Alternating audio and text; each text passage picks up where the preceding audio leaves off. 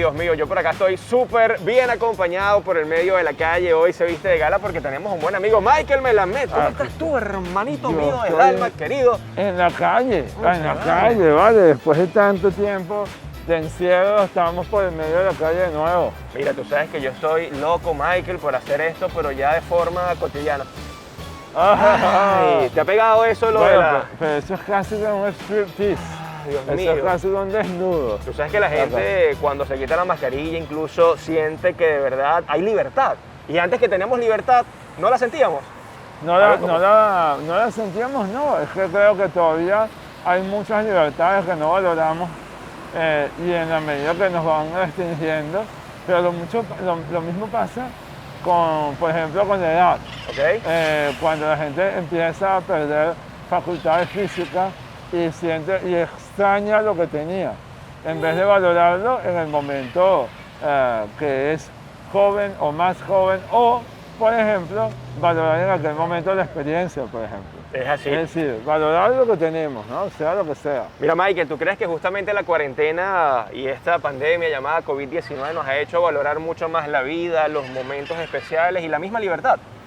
Yo creo que no necesariamente, y esa es la facultad humana de elegir. De hecho, hay quienes sí, y yo, qué bueno, qué maravilla, porque se están dando el permiso de que cualquier cosa que vaya pasando les va agregando a la vida, pero hay quienes no, hay quienes que en este momento están volviendo al mismo ritmo de antes o incluso peor, ¿no? En tu caso particular, Michael, cuando llegó la cuarentena, ¿en qué pensaste? Porque tú sabes que yo estaba justamente dando una conferencia en lechería, acá en Venezuela, y cuando dicen, bueno, cuarentena radical desde el lunes, yo dije, ¿y ahora qué vamos a hacer? ¿Nos reinventamos, seguimos adelante, esperamos?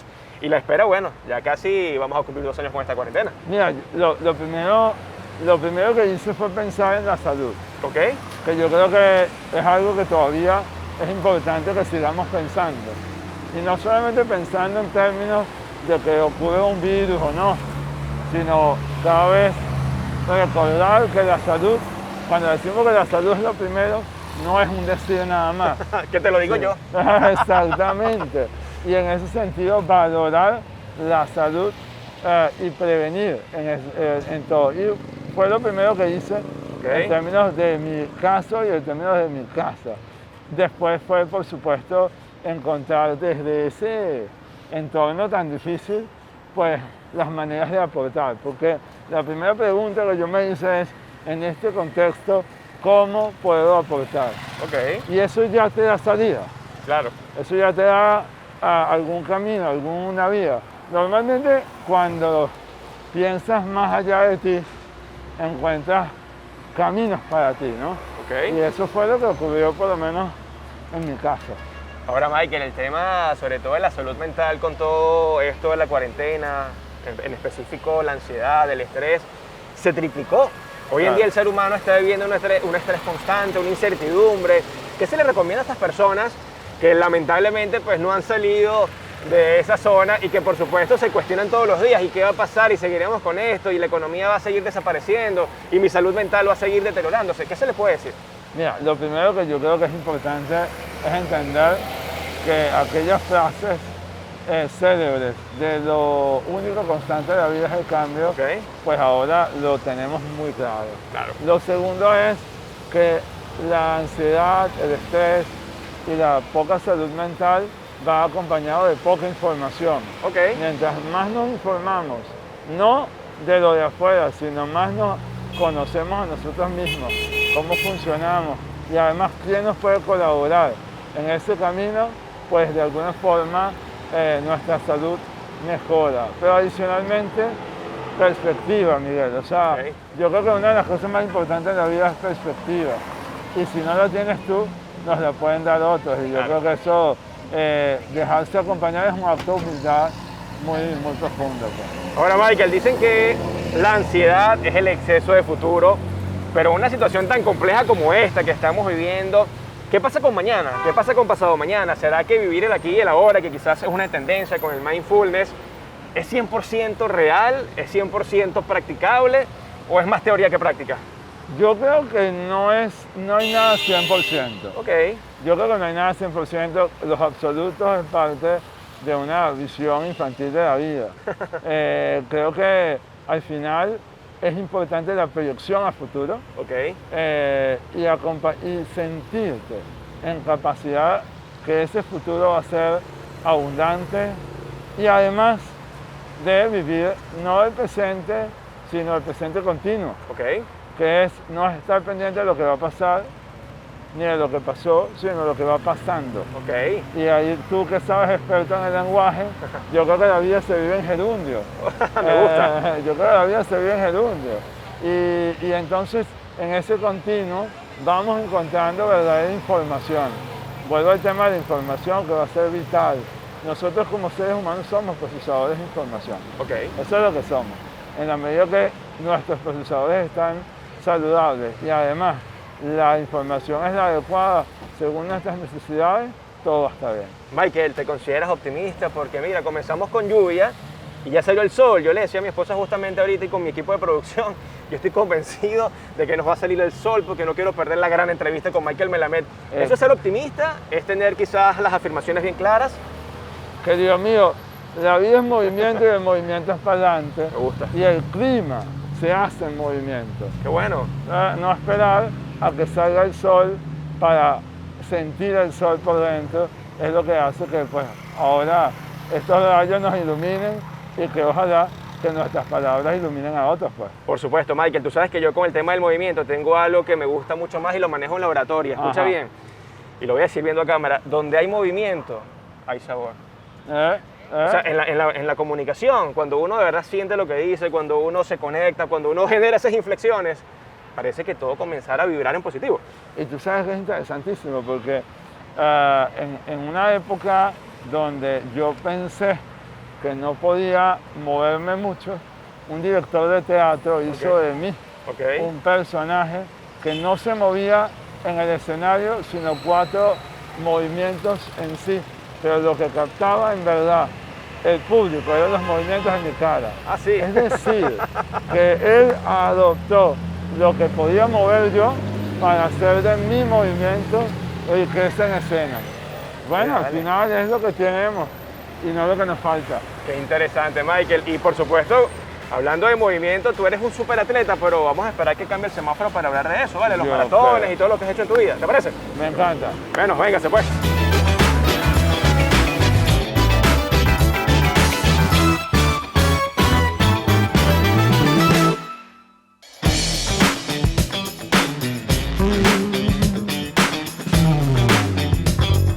Arroba Michael Melamed. Oye Michael, tú eres un tipo súper activo en redes sociales, eres súper activo en tu vida personal, en tu vida como atleta. Yo creo que me cuentes justamente de eso, porque una persona que por supuesto desde pequeño de alguna manera tuvo ciertas limitaciones, pero no se dejó llevar por esas limitaciones y entendió que sí podía. Mucha gente capaz pensaba, ¿cómo es que Michael va a un maratón? E incluso yo trabajaba en Hot 94, recuerdo cuando escuché por primera vez que Michael Melamed iba a un maratón. Cuéntame esa experiencia, además cómo tú te sobrepusiste, de alguna manera entendiste que claro que sí podías, aunque la gente, y probablemente como esa analogía del abejorro, ¿sabes? La de la NASA. No, como que Michael resulta que se hizo su maratón, terminó y se lo gozó.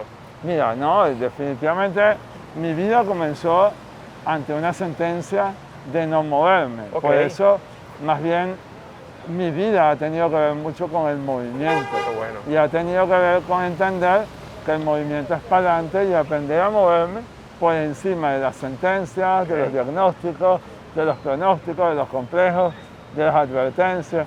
Al final, esa fue la vida, el aprendizaje para moverse. Y ahora acompañamos a la gente a moverse para adelante. Qué bueno. Después de 10 años, porque hace 10 años que corrimos el primer maratón, 10 años, podemos decir que no solamente mi movimiento genera movimiento en mí, sino que al final cuando tú te mueves, mueves a otros. Claro. Y yo creo que esa era la apuesta.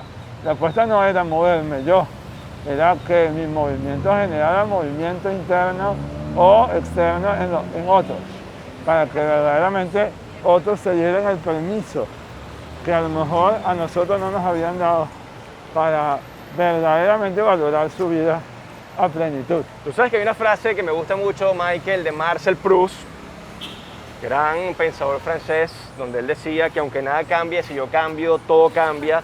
Y yo siento que tiene mucho que ver con tu vida, porque tú eres un ejemplo a seguir, eres una fuente de inspiración y así como me lo vienes diciendo, una vez que tú comienzas a cambiar, de alguna manera los demás también comienzan a cambiar porque ven en ti esa fuente de inspiración. Porque además somos parte de un sistema, ¿no? ¿Ok? Somos parte de un sistema que, y cuando uno estudia los sistemas, la dinámica sistémica, uno entiende que cuando una parte del sistema cambia, todo lo demás cambia. Hay una estadística que habla que ante un colectivo, solo con que el 13% de la población de un colectivo se mueva en otra dirección, ya la dinámica de esa población cambia. Wow. Entonces, imagínate tú el poder que se tiene ante los cambios, tanto individuales como colectivos.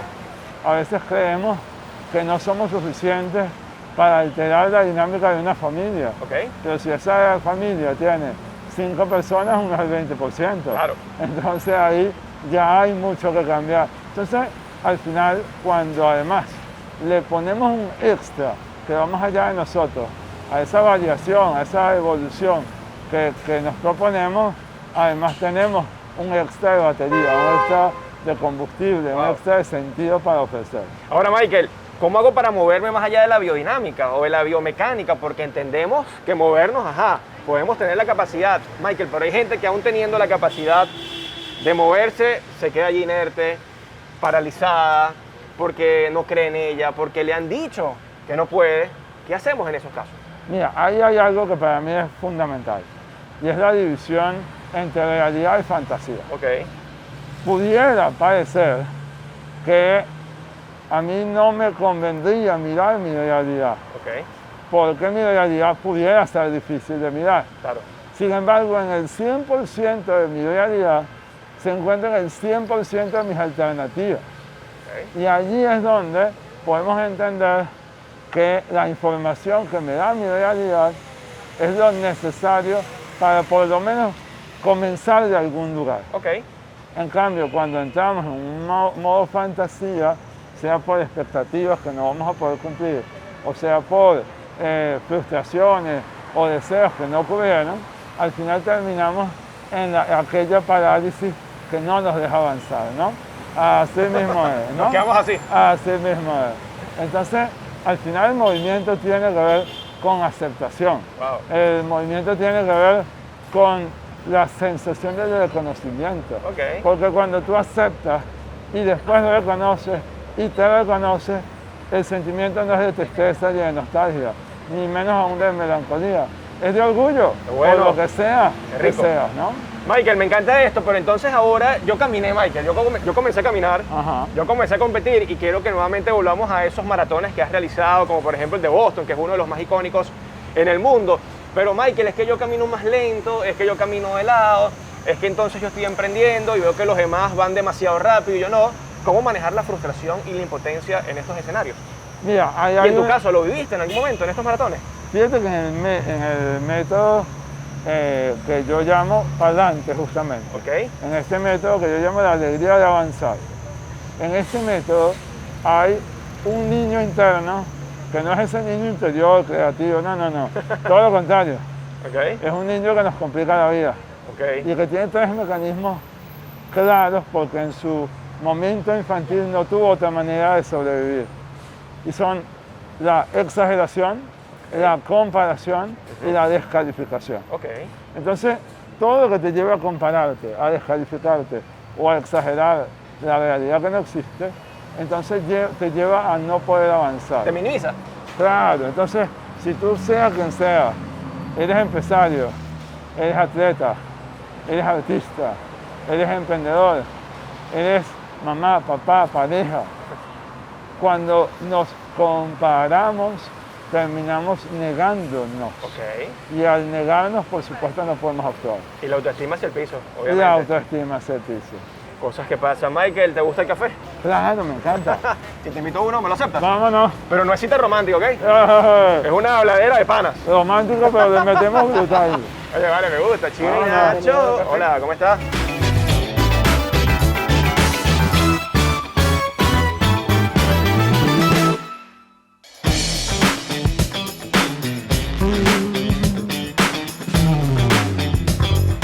seguimos en Por el Medio de la Calle con este invitado de lujo, Michael Melamed. Michael, tú sabes que yo cuando huelo y tomo café automáticamente veo a Canaguá, en el estado Mérida, la tierra de mis padres, porque son justamente caficultores y eso justamente es la memoria sensorial, ¿no? Qué lindo, qué sabroso, sí, y además el olfato que conecta directamente con la zona parietal del cerebro, que además es la que más tiene conexiones con el tema de la memoria. Wow. Que la memoria además no solamente nos permite recordar, sino muy importante es recordar de lo que hemos sido capaces. Okay. Porque a veces la gente aprende de sus errores, pero muchas veces no aprende de sus aciertos. Y en el acierto también tenemos esa capacidad de reconocernos y sentirnos orgullosos por todo lo que hemos pasado para llegar acá, ¿no? Y tú sabes que justamente cuando tú me hablas de eso, yo huelo café y automáticamente mi memoria dice que mi papá llegó a Caracas a echarle un camión de ganas con 14 años, con apenas sexto grado, a darnos un futuro mejor, ¿no? A través de la educación. Entonces, si yo te pregunto a ti, Michael, a través de la memoria sensorial, ¿qué música y qué olor te recuerda a tu familia, a tus orígenes? Porque, por ejemplo, yo te pudiese decir, si yo escucho Pastor López, golpe con golpe, yo pago, y me tomo un buen café, ya eso automáticamente es mi esencia, mi tierra, mis orígenes. En tu caso. Mira, en mi caso hay una diversidad de música total. Mi mamá era fanática de los Beatles, por ejemplo. Wow. Mientras mi papá era más fan del bolero. Mi papá llegaba a la casa cantando. Él llegaba en la tarde, en la noche, bien avanzada la noche a veces, de su trabajo. Y eso es una de las cosas más bonitas que yo recuerdo, que mi papá pues iba muy temprano en la mañana y yo preguntaba dónde estaba y me decían en el trabajo. Okay. Entonces yo dije, bueno, y llegaba tarde, ¿y de dónde viene? Del trabajo. Conclusión, mi papá es gran trabajador. Wow. Y eso verdaderamente me enseñó a valorar el trabajo. Pero eso sí, cuando él llegaba se hacía sentir. Ah, sí, hacía Entonces, ruido. no, cantaba. ¿Qué cantaba, Michael? ¿Qué recuerdas? ¿Qué bolero por allí? No, él cantaba una cosa que, pues la canción yo no la conozco, pero recuerdo el sonido que decía la la la la la la la la la la la la la, y ese sonido, pues que pertenece a alguna canción de su época, un soundtrack de su época, pues para mí era significado de llegó papá, o gritaba el nombre de tal cual Picapiedra, ¿no? Mi papá súper Picapiedra. Qué bonito. En vez de Vilma decía Maritza, llegué, ¿no? Y entonces, bueno, eso era alegría pura. Qué bonito. Tu papá siempre lo has nombrado, incluso he visto mucho material emotivo de él en tu red social. Si hoy tu papá te estuviese viendo y te comentara acerca de algo, ¿en qué crees tú que estuviese él orgullosísimo de ti? ¿Qué te diría de esas cosas que capaz tú alguna vez te cuestionaste? Mi papá va a sentir que yo no tal cosa, o mi papá capaz no vio esto. ¿Qué sería, Michael? Mira, él por un lado creo que siempre me ve, siempre está conmigo, siempre está echando y en ese echar, él tenía una cosa muy particular, que es que a pesar de sentirse orgulloso, él siempre iba por más.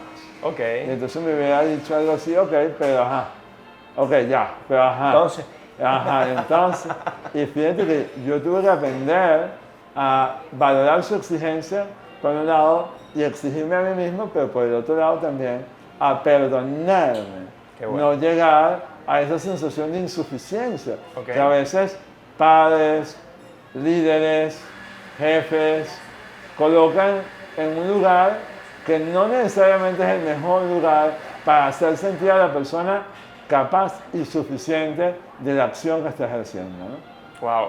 Eso tiene mucho que ver con el efecto Pigmalión incluso, ¿no? Las expectativas para con los demás, la promesa no cumplida. ¿Tú crees que en tu caso, Michael, en tu casa, esa promesa no cumplida siempre estuvo ligada al positivismo? ¿Siempre estuvo ligada a que Michael iba a hacer lo que quería hacer?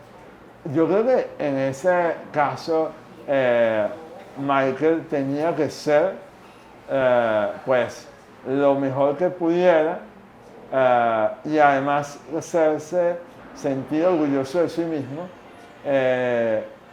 sobre las expectativas de los demás. Pero al final, cuando vas sobre las expectativas de los demás, estás tomando esas expectativas en cuenta. Entonces aceptar que al final no tienes que probarle nada a nadie, sino que más bien necesitas disfrutar. Yo aprendí que esta vida no es una vida para ser superada. Okay. Esto es una vida, hay que generar problemas para superar los problemas. Esto es una vida para ser disfrutada, Qué bueno. para ser compartida, para ser contada y para ser definitivamente dejada. Al final nos vamos a ir a este mundo. Y cada acción va dejando algo. Y yo todos los días me digo que lo que tenemos es un día más. Okay. Un día más. Michael, hablando de eso un día más, una frase célebre de Daniel Kahneman, lo que más le preocupa al ser humano es su reputación. Por supuesto, desea contar una gran historia de su vida y alguna vez te escuché en una entrevista que te hice para un podcast que la reputación iba a ser la moneda del futuro. Ya para despedirnos, háblanos un poco de eso porque me parece que es maravilloso. Mira, yo creo que ya eso te lo dije hace 2 años. Sí. Y eso creo que ya es presente más que futuro. Creo que ahora justamente la moneda de ese futuro que se nos viene va a tener que ver con esa reputación en acción. Muy bien. Es decir, que tus acciones van a hablar por ti y que tu legado, eso que vas dejando, al final la gente no te va a recordar ni por lo que tienes, ni por lo que dices, y tampoco por lo que haces, sino por lo que dejas. Wow. En esa estela terminará un estilo de que dejaremos huella, como la huella que deja el café en la taza cuando se va tomando, ¿verdad? Qué maravilla, Michael. Tú definitivamente has dejado una huella en mí porque te quiero mucho, te valoro. Ha sido una parte importante de mi vida profesional. Siempre lo comento, cuando escribí mi libro, ese montón de negaciones, no hagas, no, Miguel, pero ¿por qué tú haces eso? Así que tu legado está intacto y definitivamente espero que sigas haciendo cosas maravillosas. Gracias por haber aceptado esta invitación por el medio de la calle. ¿Cómo no celebrarte hoy si estamos celebrando tu vida? Es así. Pues más que nunca, así que para mí es una fiesta siempre estar contigo. Michael, muchísimas gracias y bueno, súper agradecido de haber compartido contigo. Por cierto, acá en Oro Café. Sí. Qué instalaciones tan lindas. Agradecemos el café, la bonita ambientación y por supuesto la atención de calidad. Una recomendación de Michael Melamed porque es cafecero, ¿ok? Escuchen bien, es cafecero. Y a esos emprendedores venezolanos que verdaderamente siguen trabajando y dan la talla. Es así, bueno, cuídense mucho, pórtense bien. Esto fue Por el Medio de la Calle con mi gran amigo Michael Melamed.